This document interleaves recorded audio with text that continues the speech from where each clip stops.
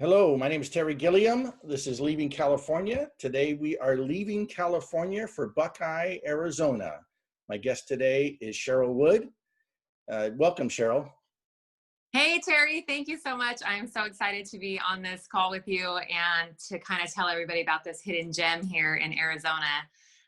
That is just such a surprise with so many exciting things you can do out here. And just, it really reminds me of California back when I was growing up as a kid. So I'm really thrilled to talk about it with you all. And I'm so thankful that you asked me to do this. Well, thanks, Cheryl. Yeah, it's great to talk to you too. So tell me, I've actually never heard of Buckeye. Tell me about you and tell me about you're born and raised in California. How in the heck does a California girl end up in Buckeye, Arizona, a town I'd never even heard of until recently? Yes, yes. Oh, that's such a good question because as a true California native, born and raised in the 80s, I swore I would never leave my great state of California. I wanted nothing to do with any other state as far as I was concerned. Anything east of California just didn't exist. And so it happened, my husband is actually from Michigan. And so for a while he had talked about wanting to get out of California. And I always said, no, thank you. No, no. And a couple of years ago, I kind of noticed things starting to change and my eyes kind of got opened to what was really happening in our beautiful state.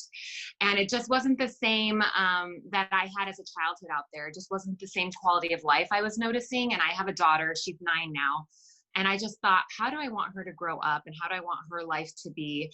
And so we started looking around, and Arizona was one of our top picks because I have my husband's family actually lives in Flagstaff, and all of my family is still in California. And so we were thinking, where could we be where we're in the middle with everybody, not too far away, but out of California. So we started looking, and I thought Arizona. I thought, okay, well, let's go to Scottsdale. I've heard great things about Scottsdale, right? And I actually found a girl on Instagram, so funny enough, who had moved from where I moved from. So we were living in Yucaipa, which is Southern California in the Inland Empire area. I was actually born and raised in Chino Hills. So if you're not familiar with that area, it's about an hour northeast of Disneyland, to give you an idea. So I met a girl on Instagram who had moved out here, and I said, okay, we want to go to Scottsdale. Where should I look? And she said, no, no, no, no, no. You want to go to Buckeye. You want to go to this cute little community out there called Verado, and that's where you want to be. And I was shocked. I said, no, no, no, I want Scottsdale. I want, and she said, no, trust me, go look there. And so we drove out, and probably like anyone else who drives out here, it's the middle of the desert for a really long time. And then all of a sudden you get to this little off ramp called Verado, and you look around and you go, okay, so here's where life begins. And we pulled off, and there was trees everywhere. There was palm trees lining the street. There was just trees everywhere and grass, green grass everywhere. We started driving through this community and realized, okay, wow, this feels a lot like California. And so that's kind of how we stumbled upon Buckeye. And then once I've moved here, obviously it's been almost 2 years, I've fallen more and more in love with this city, this state, and everything that Arizona has to offer. It's truly such this hidden gem that I think a lot of people don't want to talk about because they don't want it to be overcrowded and overpopulated. They don't want what happened to California. They don't want that to happen in Arizona. So, and I totally understand that. I get that. But I also know I have a lot of California friends that want that same feeling that we grew up with, and that this West Valley of Arizona truly offers, it's the whole package. It's incredible. Wow, that sounds great. I'll have to come visit sometime.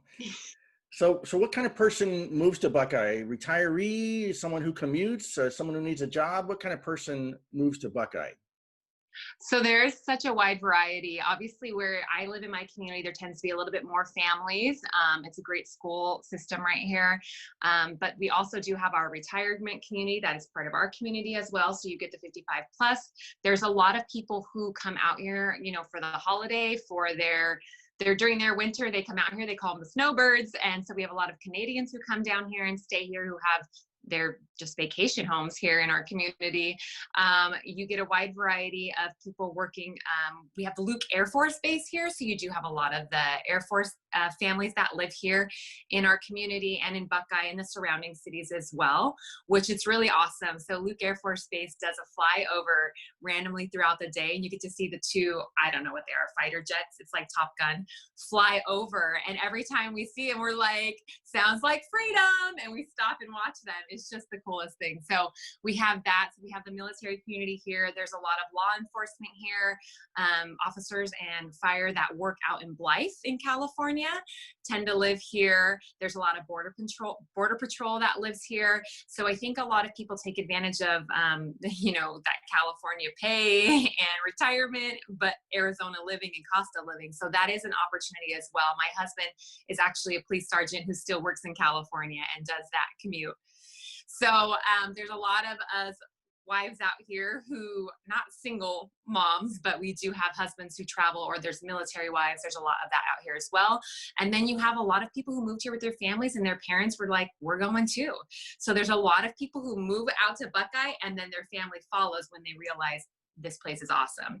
So there's such a wide range of who moves here and lives here. Now people are commuting to Phoenix. That drive compared to the drives in California is nothing for us Californians. It's nothing, but a true Arizonian would despises traffic and driving. But for us, it's nothing. I mean, those freeways in California are just, if you drive those, praise to you, because those are not fun. But out here from Buckeye getting to the airport, you're looking at about a 40-minute drive. People who do the commute in the morning say they get up to maybe an hour if they're getting into the heart of Phoenix or even on the other side of Phoenix. They're going to hit that major traffic as you get into the center of Phoenix, the metropolitan area, where it's a lot more dense. So, and it also has the original, traffic times like we had back in the day in California, where it was like, okay, from about 6 to 8 you get traffic, and from about 2 to 5, or like 3 to 5 you get traffic. But they still have the carpool lane with options for carpooling. And then the carpool lane out here is interesting. It only has a time on it, so it's like 6 to 9 a.m. and 3 to 7 p.m. and then the rest of the time it's for everybody, which goes to show you how not crowded it is. But the drive out here is still nothing compared to what, traffic and everything in California. So quality of life for people when they move here from California goes up significantly, because you don't have that 2-hour commute coming home, then you're exhausted and you just want to go to bed and you can't spend time with your family. So that's one of the huge draws for Californians to come out here.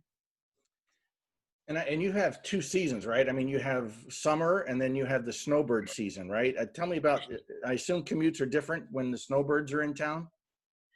No, because they actually just stay in their little, like we call it the island, our little bubble here, because specifically where I live, we have some shops in our little community. We have a grocery store. So people tend to just kind of stay here and hang out. So it doesn't make the traffic change that much, because the snowbirds aren't driving down to, Phoenix and anything for work time. So that doesn't affect it really. But speaking of seasons, I like how you asked that, because most people are scared to move here because of the weather. So where I moved from Southern California, the weather here is really comparable. When my husband's at work out there, I'll chat with him, and we're usually within 10 degrees of each other. And so obviously we're usually hotter, but usually, one day I remember talking to him, it was about 118 here and it was 108 there. Anything over 100 is hot to me. So I'm just like, well, it's hot, whatever. We hop in the pool, we go to the lakes. Now it is a little bit dry. You hear it's a dry heat out here. That's different, because if you live in Southern California or even in Northern California and you're a little bit more coastal, you have that humidity, and that makes the heat feel 10 times hotter. Whereas out here, it's so dry, it's almost like you don't even sweat. It's such a weird thing. And if you get a little breeze like we've been having lately, honestly, you acclimate so fast. Like 99, I am good to go. It's not even feel hot to me anymore, which is crazy. Over 100, we just tend to, stay inside, go to places with air conditioning, take the kids to the Jumperoo place. I don't mind hanging out and going in the pool all day long. Some people think it's too hot, but I don't mind that. We love it. We love going in the water and going out. But your true super hot months are really just the summer. Come into the fall and winter, and you get that sort of Southern California winter, right? You'll get some rainy days, you'll get cooler days. It's cooler in the morning, hot in the afternoon, cool again in the evenings. We do have an awesome so awesome, so magical, so cool, which maybe it's just a Southern California thing, but in August, we get these monsoons that come through. So you have these incredible lightning storms where you can see the lightning strike from the top, go follow it all the way down till it hits the ground, and just watch this magical lightning happen, and these awesome rainstorms come through, which is just really something neat to watch when you grow up as a kid and you've seen lightning maybe like 5 times your whole life. To see that and have a season of it, I think we spent the first August that we were here at our bedroom window all night long just watching the lightning storms. It's so cool. We love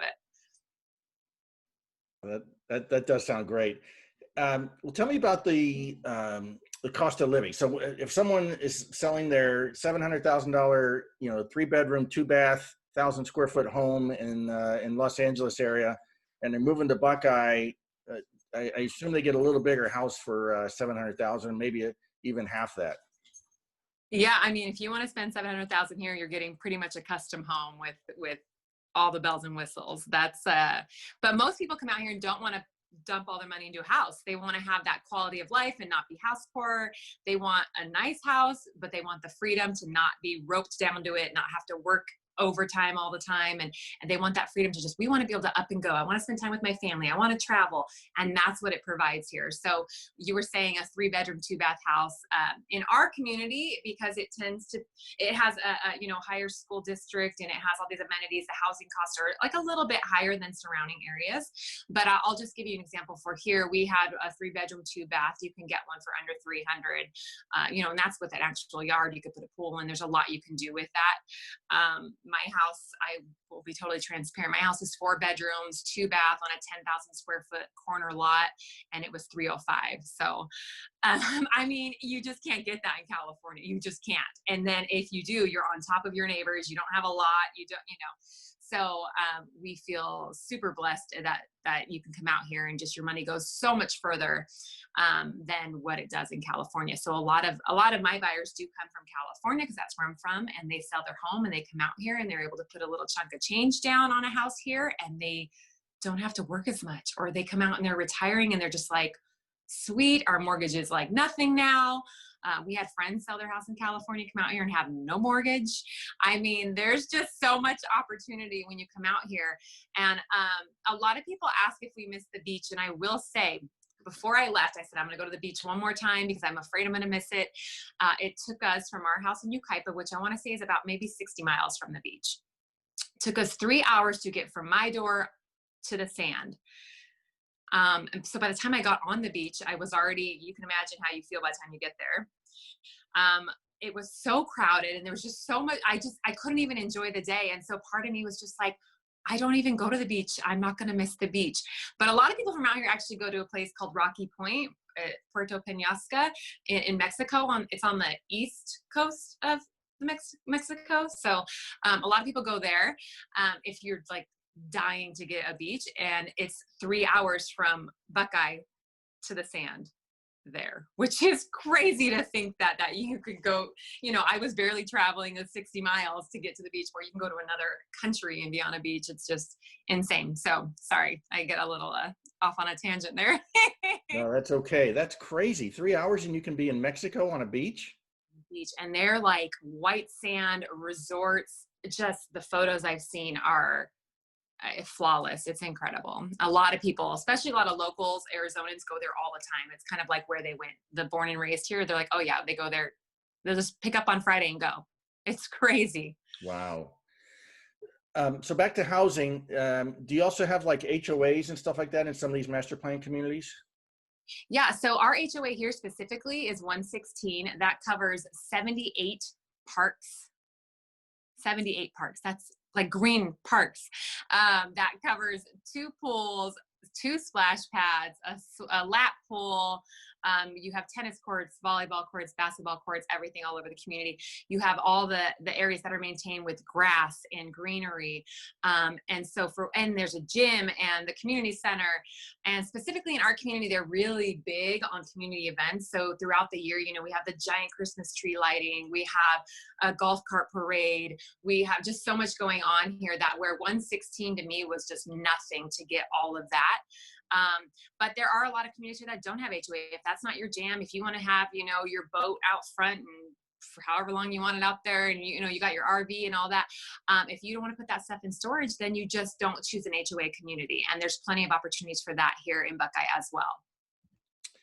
Okay, so now, are there jobs like in Buckeye? Do people live and work in Buckeye, or do most people who work have to go to Phoenix for those? All we have is one stop sign, a four-way stop, and that's it. It's the middle of nowhere. I knew it. I knew it. It's interesting because the West Valley, like I said, is it's the up and coming area. So recently they had a casino came in, not super close to us, but you're talking like 15-20 minute drive. Red Bull is opening up a giant plant out here. You've got Amazon out here. You've got a lot of tech companies are actually coming out to Arizona as well, because they pay less per square footage. They can, you know, the laws out here aren't as strict as California. The taxes are lower. So a lot of these companies are just starting to come out this way, which I'm sure in California, you've probably been noticing that companies are leaving. But it's a lot of people here. It's funny where I live specifically, a lot of people are either, like I said, military or police or that sort of thing, or they work from home. But people who commute, they even work in Scottsdale or they work in Phoenix. Central Phoenix is just, there's a ton of opportunity to work there. And really, like I said, you're talking less than an hour commute there. But the West Valley is growing like crazy. So a lot of jobs are coming out this way. A lot of companies, I mean, Walmart's, they're not factory, they're, I can't think of the word, but Distribution? yes, distribution centers, everything. So I've been seeing, as I've been driving, more and more distribution centers coming out and coming open. And so a lot of more job opportunities are coming up this way for people as well. Well, that sounds great. Are there any California companies you're aware of that have moved to your area? Yeah, so I know that, I'm just gonna check on my notes because I wrote some down. So, you know, Norton LifeLock, they were in California. They came out here. Quetico, it's Quetico Logistics. They were actually from where I'm from, like out in Southern California. They came out here, or they're in the process of coming out here. Yeah, DoorDash, Silicon Bank, like a lot of companies are just coming out here, which is kind of crazy.